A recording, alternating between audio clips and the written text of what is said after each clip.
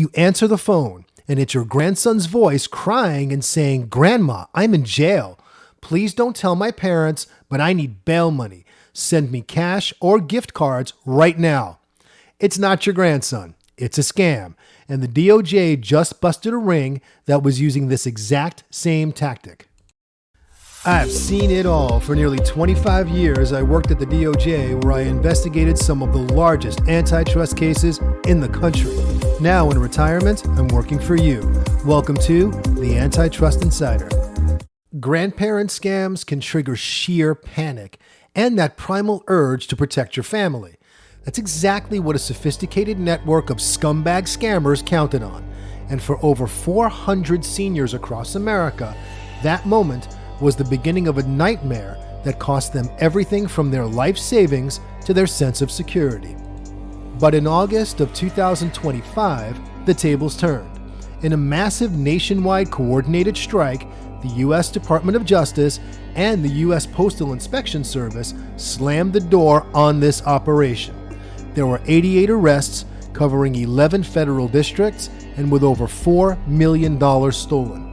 Today, we'll break down exactly how this cruel scam worked, how the feds unraveled the entire network, and most importantly, how you can protect the seniors in your life from becoming the next victim. Part 1, the grandparent scam, how the scam works. Let's start with the mechanics. This wasn't just some random guy in a call center. This was a highly organized criminal conspiracy, and understanding its structure is key to appreciating the brilliance of this bust. The scam, typically known as the grandparent scam or the person in need scam, follows a very effective script. Phase 1 begins with a phone call. The caller often pretends to be a panicked grandchild. Sometimes they'll use a real name taken from social media. Increasingly, and this is the truly sinister part, they're using AI voice cloning technology. With just a few seconds of audio scraped from a social media video, they can create a convincing clone of a loved one's voice. The story is always urgent: a car accident, an arrest, a medical emergency, and the key ingredient is secrecy. Please don't tell my mom or dad. I need your help right now.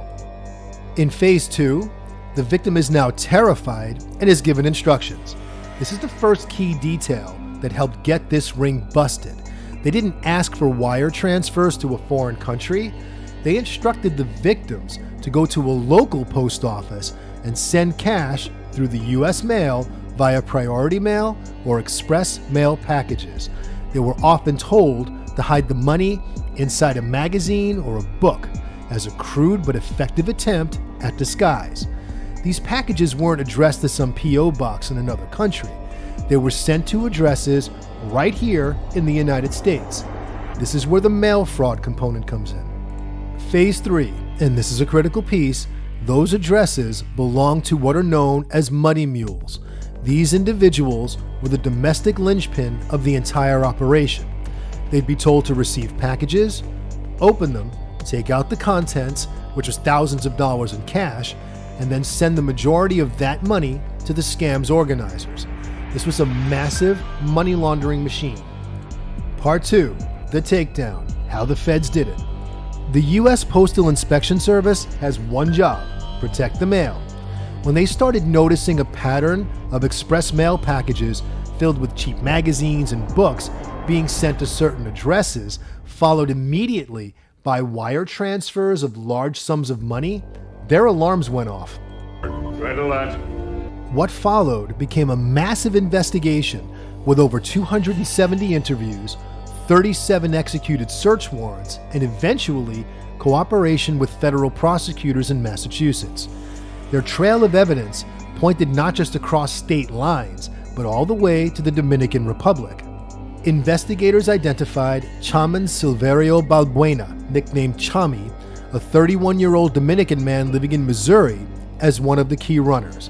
Balbuena allegedly recruited unwitting rideshare drivers to act as couriers, sending them to pick up cash from terrified grandparents who thought they were bailing their grandkids out of jail. The money didn't stop in Missouri. at least $5 million in scam proceeds were routed to the Dominican Republic, where the overseas call centers were generating the phony emergency calls in the first place. The DOJ didn't just stop at the bottom rung. They charged all 88 defendants with conspiracy to commit wire fraud and mail fraud. These charges were right on the money. They don't just say you handled an illegal package. They say you were part of a vast, interconnected criminal network. By following the money and the mail, prosecutors unraveled the case piece by piece. This led them to multiple states, the callers overseas, the handlers who coordinated the couriers, and the mules who collected the cash. The scammers literally relied on the U.S. mail to carry out their fraud, and it was the U.S. mail that took them down. The average loss was staggering at tens of thousands of dollars per victim. These are life-altering sums for seniors living on fixed incomes. This wasn't just theft, it was elder abuse, and in striking back, this takedown sent a message across borders. America will go after you, even if you hide behind call centers thousands of miles away. Part 3, protecting your senior loved ones. While this bust is a huge victory, the unfortunate reality is that new scams pop up every day. So how do you protect your aging parents and grandparents against these predatory tactics? Beyond my 25 years with the DOJ, I lived this firsthand, caring for my own mom as dementia made her vulnerable. Remember that the psychology of scams is key. Scammers exploit deep-seated traits like a trust for authority, a desire to be polite, and the fear of a loved one in danger. First, and this is one you must do, implement the two-person rule.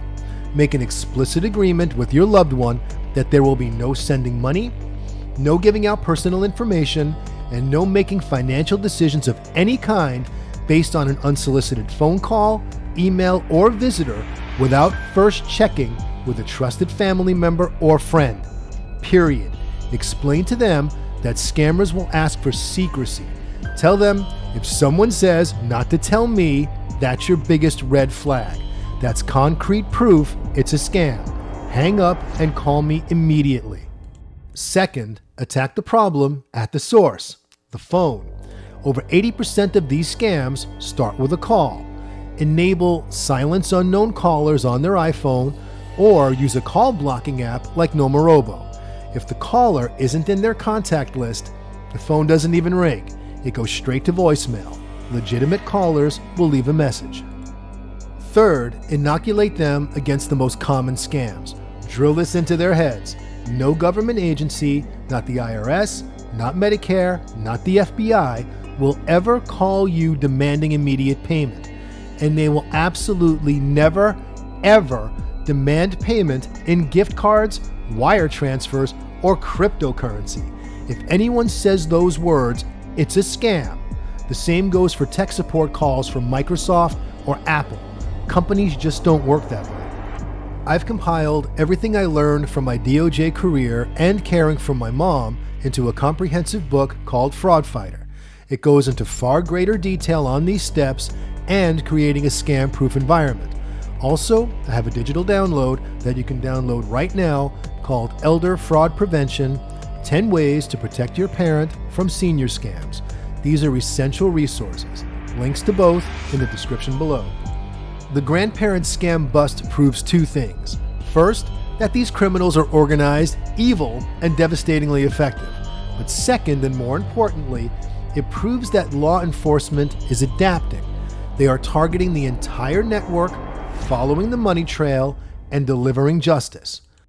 But we can't just rely on the DOJ or other agencies to clean up the mess after the fact. The first and most important line of defense is us.